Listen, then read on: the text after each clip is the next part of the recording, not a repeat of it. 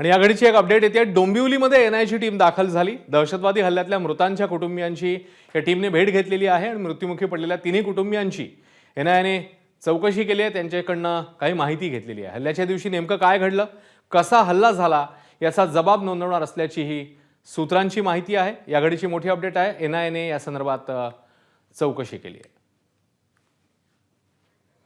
सुरेश काटे आपले प्रतिनिधी आता आपल्या सोबत आहेत। सुरेश, एनआयची टीम तिकडे पोहोचली असं कळतंय, काय अपडेट्स मिळत आहेत? अश्विन, खरं पाहिलं तरी एक धक्कादायक अशी घटना डोंबिवलीमध्ये घडली।